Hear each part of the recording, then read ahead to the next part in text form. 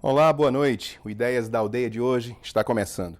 Eu sou o Jorge Henrique e no programa de hoje nós vamos falar da paixão nacional, o futebol. Nós vamos conversar sobre o futebol do Acre, as suas histórias, as suas conquistas. A história do futebol do Acre é tão interessante que deveria ser registrada em livro.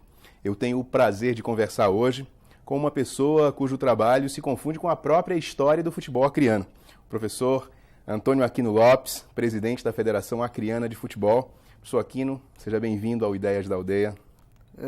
Com satisfação, Jorge, conversar sobre futebol, porque isso está no sangue de todo brasileiro e eu já estou nessa luta há algum tempo, né? Então, Pois é. Se confunde mesmo o seu trabalho com a própria história do futebol. Eu queria saber exatamente, começar por aí. Como é que se organizou o futebol no Acre, professor Aquino? Como é que, assim, o primeiro time, a primeira competição, como é que tudo começou? Bom, Jorge, coincidência ou não, você me convidou para uma entrevista no momento que eu estou realizando o resgate da memória do futebol do Acre. Estamos editando uma revista. Olha só. Aonde vai, você falou ainda agora que não tinha nenhum dado, nós estamos com essa revista já quase que está na parte final. E o futebol no nosso estado começou pelos idos de 1919, né? Com 3 clubes, tinha o Acreano, o Ipiranga e o próprio Rio Branco. Né? O Rio Branco Rio já Branco remonta já nessa época. Então o futebol começou assim, porém por iniciativa própria dos clubes, não tinha uma entidade que organizasse as competições. Com o decorrer do tempo, pelos idos de 30, veio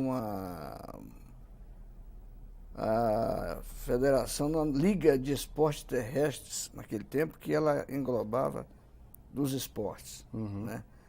E daí veio, já em 1947, a FAD, que hoje é a Federação de Futebol do Acre.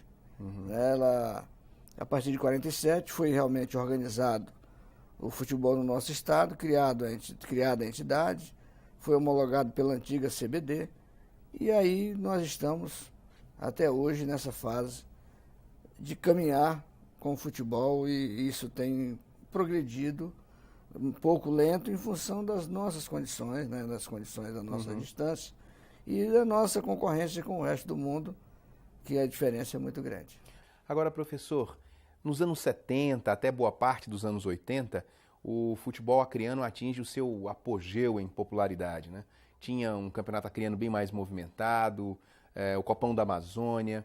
Que lembranças interessantes o senhor tem dessa época? Que jogo, que competição pode-se dizer que marcou a história do futebol acreano? Olha, eu te diria que em 1985, na decisão de Juventus e Independência, acho que foi o maior público no estádio José de Mello, com a arbitragem de José Roberto Wright, e em que eu tive, que era o meu segundo ano de mandato, a fila para iniciar o jogo já estava dobrando ali a Marechal Deodoro no sentido do Hoje Canal. Caramba!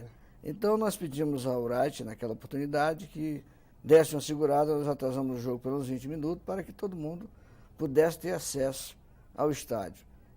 Para mim, a data memorável de público parte por essa decisão. Quantos times nós chegamos a ter aqui, professor? Olha, nós chegamos a ter 12 times, né?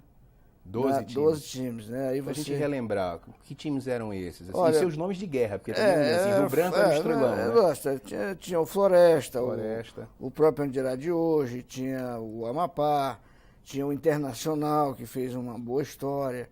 Enfim, foram clubes que tiveram, ao longo do tempo, a sua passagem pelo futebol, né?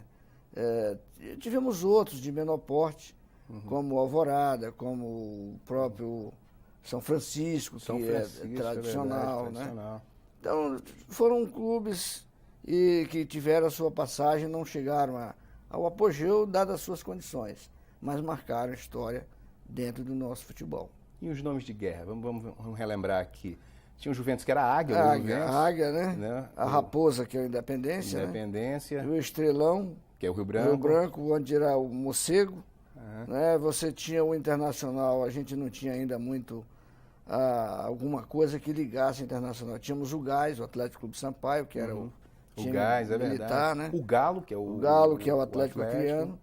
Enfim, a Floresta que representava o bairro da Floresta, onde hoje verdade. a federação está construindo o seu estádio. E os craques, professor Aquino? Quais foram os craques assim, que marcaram a história do futebol no Acre? Olha, da minha época para cá, nós tivemos muitos craques, mas nessa revista que nós estamos programando, tem uma pessoa que não é da nossa época, que foi feita uma crônica no Rio de Janeiro, pelo Armando Nogueira, no Diário Carioca, em 1951. Nossa. Que chama-se Pedro Sepitiba, né? Que é da família do Alberto Costa, irmão do Alberto Costa, enfim. Ele dizia naquele tempo que essa história nós estamos reproduzindo, dizendo que ele tinha encontrado o campeão do mundo para ele, Armando Nogueira, que era o Pedro Sepitiba, que ia jogar na Bolívia, e lá em Cobija o pau comia, e todas essas histórias fantásticas que não é da nossa época, né? Então, para a gente ter uma ideia, nessa mesma família nós tínhamos o João Carneiro, o próprio Edson Carneiro, enfim, uma família que teve uma certa história dentro do nosso futebol. Mas tivemos craques como o Dadão. O Carlinho Bonamigo. São tantos que, se a gente for enumerar, o Eusébio, um dos que saiu aqui para jogar fora, foi morar, que era de Chapuri, que eu não me lembro o nome agora, zagueiro, Curica, Cidico. Jogou em grandes clubes? Curica jogou em Manaus durante muito tempo. O Cidico foi para o Rio de Janeiro, chegou a jogar no Rio de Janeiro. O Pedrito. Enfim, tivemos também hoje, dentro desse cenário, o Sebastião Araújo, que hoje é, inclusive, instrutor da FIFA, dando cursos de futebol pelo mundo afora. E pessoas que hoje ocupam cargos importantes. Com certeza, também com certeza. Nós temos o Carioca do Rio Branco, já não era mais recente, né?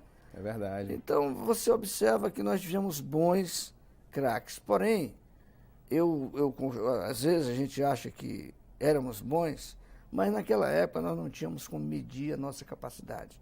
Nós jogávamos entre si, não tínhamos competições de longo alcance, né? Então, por que o nosso estádio era cheio? Nós não tínhamos opções como temos hoje, com tantos canais de televisão, estradas para sair para outro tipo de programa. Enfim, houve uma mudança muito grande nos costumes. E isso esvaziou os estádios, não só no Acre, mas no Brasil inteiro, em especial a televisão. A televisão é que realmente acomodou o torcedor. Hoje o torcedor é de poltrona. O torcedor de arquibancada é muito pouco. E isso influiu muito. Agora, essa imagem ruim também de violência, isso também não influencia? O cidadão hoje que é pai, não fica com certo receio de levar... É claro que não é muito a nossa realidade aqui, mas aí para fora, por exemplo, o cidadão que é pai, não fica com receio de levar seu filho para ver um jogo, para ver seu time jogar? Influi. Isso são vários fatores. Daí a televisão ter acomodado as pessoas com mais esse fator, né? O fator violência que tem ocorrido muito, e isso contribui também. Então nós vivemos um momento em que os estádios não são mais aquele apogeu, aquela alegria, aquela coisa descontraída, em que as pessoas torciam livremente. Enfim, essas mudanças contribuíram para que o futebol tivesse as capacidades dos estádios reduzidas. Agora, é verdade que as rivalidades entre os times tomavam conta das famílias? As famílias tradicionais, acrianas, adotavam os times? Não resta dúvida, né? Se nós não vamos muito longe, a família de Jorge no Atlético Acreano, o América, que já não existe mais, da família do Francisco Paz na Inglesinha, o Independência com a família de Danzicu, enfim, o Juventus com a família Mansur, enfim, houveram, se nós formos enumerar no papel, nós vamos achar que cada clube tinha um elo de ligação com algumas famílias tradicionais do nosso estado. E isso, é lógico, influía bastante, criava essa disputa, porque nós não tínhamos outra opção, era o futebol, até as novelas eram no rádio, hoje não se usa mais, né? É verdade. Hoje não se usa mais, você vê todo mundo ouvia novela no rádio, hoje todo mundo não se lembra nem que o rádio passou novela. Hoje a rádio, na sua força total, são as FMs. É verdade. Então houve essa mudança, e lógico, foi uma mudança para melhor no sentido de benefício para o cidadão. Mas no aspecto de vibração, de animação, houve uma acomodação.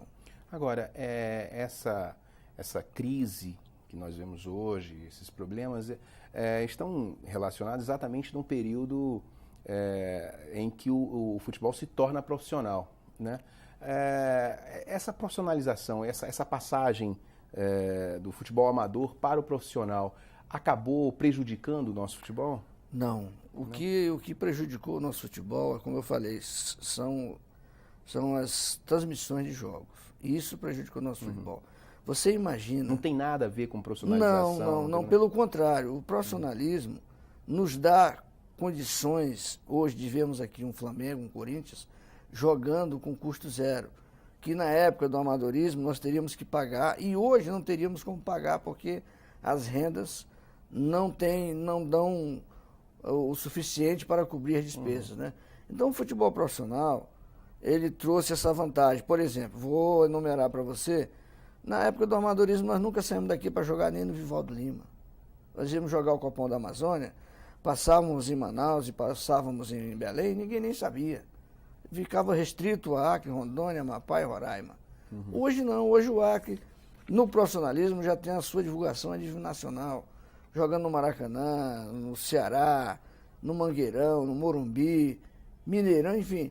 Isso trouxe uma outra realidade. É lógico que no aspecto que você coloca, na era do amadorismo, nós não tínhamos opção. E essa opção era só o futebol. Daí dava aquela movimentação. Você já imaginou se hoje o Acre não tivesse todas essas opções que tem de jogos pela televisão, todas essas áreas de lazer que foram construídas durante esse período? Como é que o Zé de Mello comportaria um jogo com o Corinthians, como nós vimos aqui com o Flamengo? Não teria como, teríamos que reduzir os ingressos. Infelizmente, o momento é outro. Se fôssemos armadores, nós não estaríamos competindo com ninguém. Estávamos simplesmente esquecidos e no anonimato, porque não tinha como. Então, o profissionalismo trouxe essa vantagem. Por exemplo, nós tínhamos excelentes craques, mas nenhum craque nosso saiu daqui para lugar nenhum. Hoje nós temos um jogador jogando em Portugal, já tivemos o Arthur, o Adriano, o Sário jogou pelo mundo afora, o Testinha, enfim, nós formos enumerar, nós vamos encontrar uma gama de atletas nossos que foram jogar lá fora. O Acre é muito visitado por olheiros de times grandes, nacionais. Nós recebemos essas visitas, professor? Olha, existem olheiros que aparecem, mas existem muitos aventureiros que não têm chance nos grandes centros e vão buscar nos centros menores alguma forma de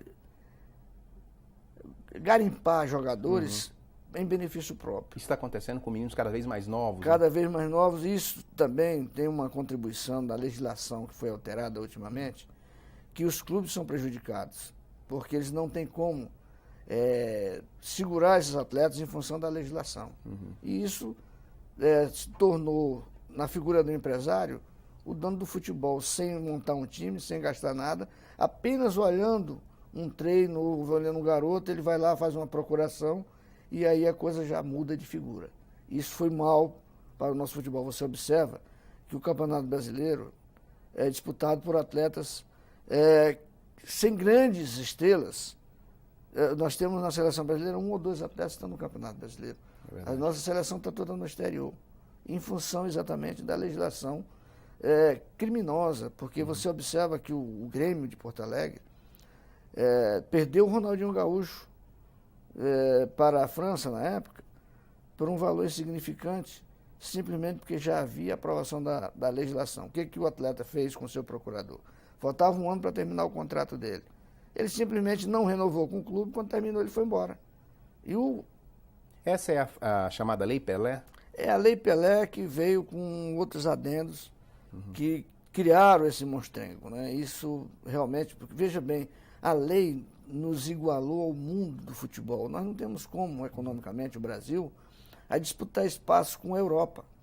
Né? A nossa economia não atinge. Então, isso foi bom para eles, porque eles vêm, né? Estão levando um garoto de 12 anos, 13 anos, enfim, levam o que querem, porque nós não temos poder econômico para segurá-los. Para você ter uma ideia, o Brasil hoje tem na Europa 850 atletas jogando. 850 só na Europa? Só na Europa. Caramba. Você vê como é que é a coisa. Então, ficou difícil. Já existe no Congresso alguma medida tentando mudar, fazer alguma emenda para que isso tenha um pouco mais de controle. E garanta a qualidade dos campeonatos Também, nacionais. porque nós ficamos desprovidos de bons atletas, porque todo mundo leva o que nós temos, né? E acho até que com essa lei, até a nação perdeu dividendos econômicos, porque quando o jogador era do clube, o clube ao vendê-lo, tinha que entrar as cifras dentro da nação. E hoje ele vai embora e o dinheiro fica lá fora. É verdade. Essa é a realidade. Professor, nosso papo está muito interessante, mas eu vou lhe pedir um instantinho, porque nós precisamos fazer um intervalo. O Ideias da Aldeia dá uma paradinha, mas volta já já.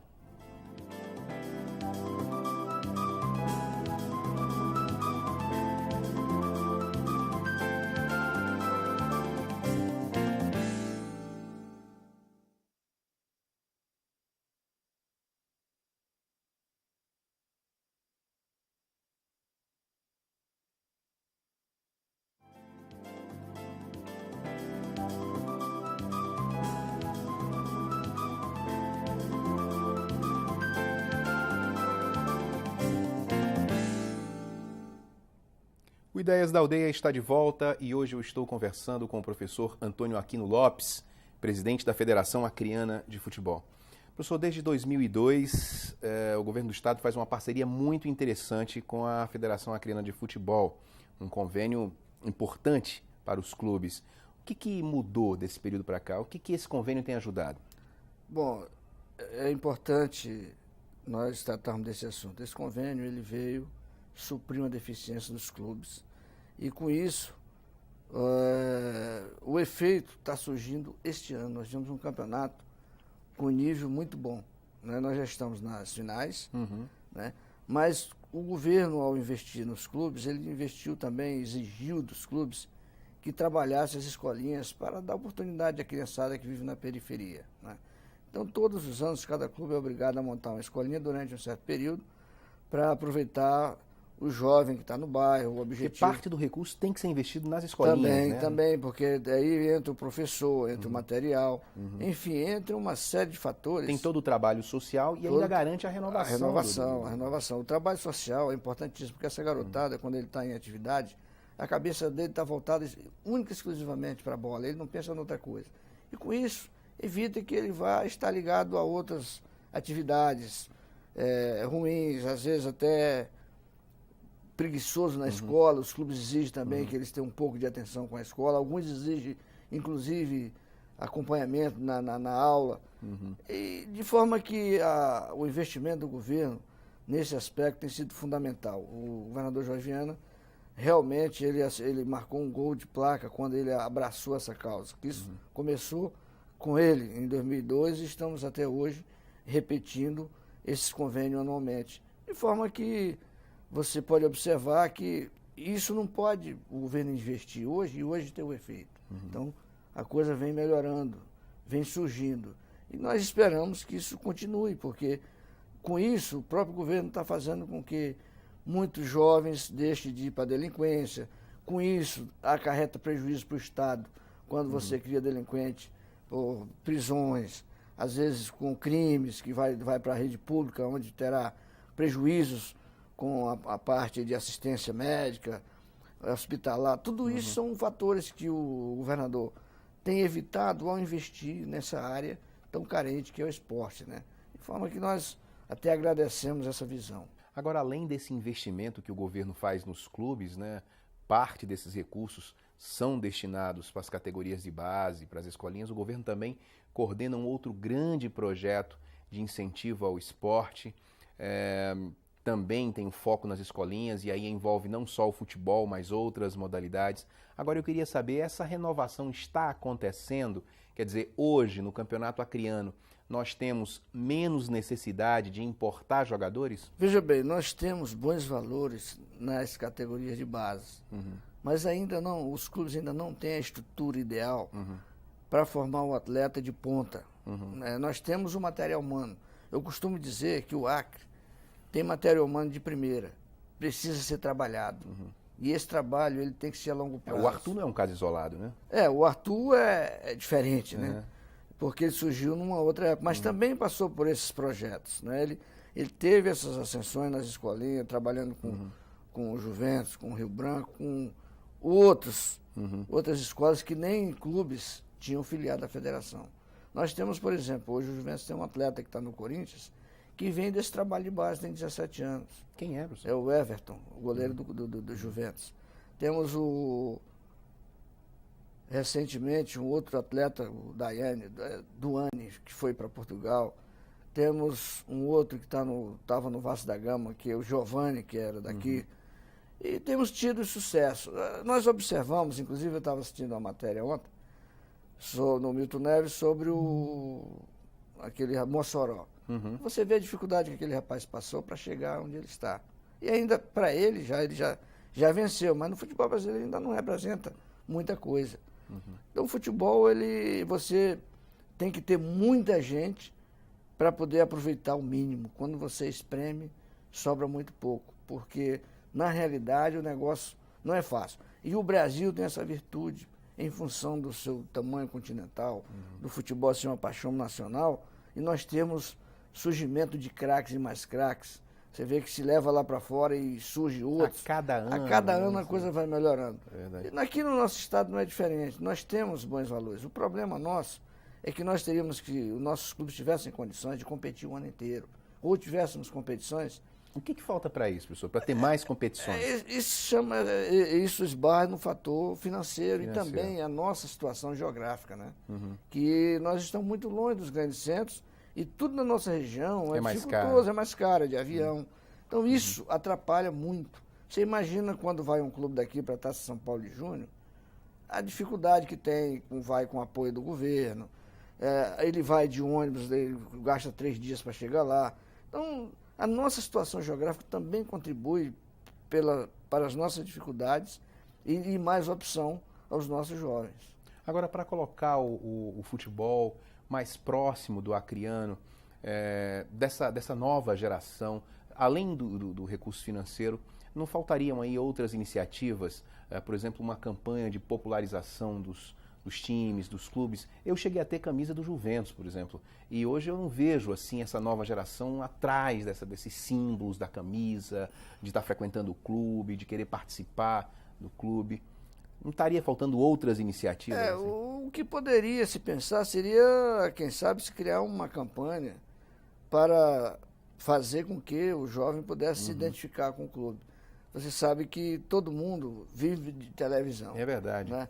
Se nós pudéssemos criar uma campanha, alguma coisa que criasse essa alternativa, porque você sabe que no Brasil todo mundo torce pelos times de Rio e São Paulo. Pois é. Por causa da televisão.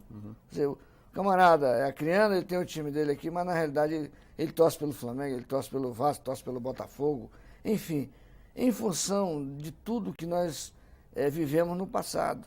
Às vezes as pessoas me dizem assim, mas o que nós vamos fazer para encher o estádio? É muito simples, vamos trazer para cá os grandes craques e todo mundo vai ver. Porque nós concorremos exatamente com esses craques. Nós estamos vendo o Ronaldinho Gaúcho, dentro de casa na televisão, você vai para o estádio Zé de Mello? É complicado. E acho até que nós melhoramos o público. Esse ano, o público tem melhorado. Isso é interessante. Tem melhorado. Esse ano foi bastante bom. O público compareceu, está prestigiando. E houve também uma melhora técnica, como eu falei, né, em função desses investimentos. Se tiver bom futebol também, ele vai. Agora, não teremos um estádio superlotado, como naquela época, em função do que a gente já colocou, né? Agora, a nossa média de público, professor Aquino, está muito aquém dos outros estados do norte? Não. A nossa situação em relação ao Amazonas, Rondônia, Roraima e Amapá é idêntica. O Amazonas deveria ser um pouco melhor, mas também não é. Eu tenho acompanhado pela Amazonsat, os problemas são idênticos. Só Belém, e isso no caso de Remo e Paysandu, que enche o Mangueirão com 35 mil pessoas, porque é uma cidade com 3 milhões de habitantes. Né? E são clubes que já ganharam projeção nacional.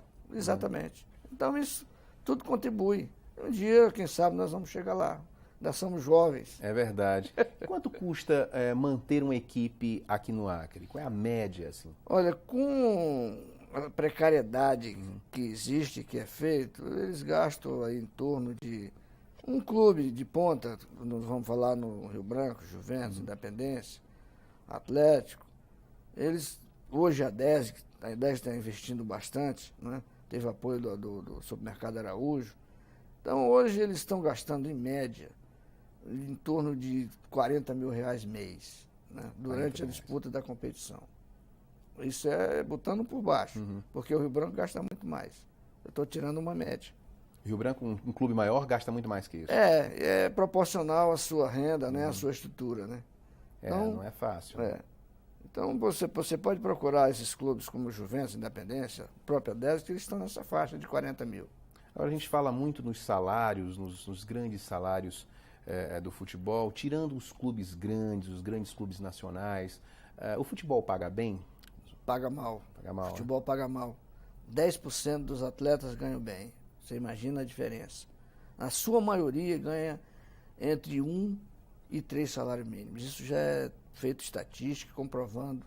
Isso no Brasil inteiro? No Brasil inteiro. Eu estou falando a nível de Brasil. Só quem ganha mesmo são as grandes estrelas. A maioria ganha pouco. 90% ganha mal. E se a gente pegar, por exemplo, mesmo no Rio de Janeiro, num clube de segunda divisão, a média de salário é baixa, é 2 salários. É nessa faixa de 2 salários. A gente tem contato, a gente conversa. Lógico que onde tem 2 salários, tem um ou outro que ganha 10, 15 mil reais. Mas é uma exceção. Você vai ter um Sorato, que está com 30 e qualquer coisa, né? Ganhando uns 15 mil reais. E por aí vai um caso ou outro esporádico. Mas a maioria lá embaixo, 2, 3 salários no máximo. E a participação da iniciativa privada no futebol, professor? Quer dizer, além do apoio do governo, a participação da iniciativa privada não poderia ser ampliada? Quer dizer, não ajudaria os clubes, a organização dos campeonatos? Quer dizer, não ajudaria a manter o futebol acreano? Com certeza, se houvesse essa conscientização, né, seria importantíssimo, porque era uma força a mais.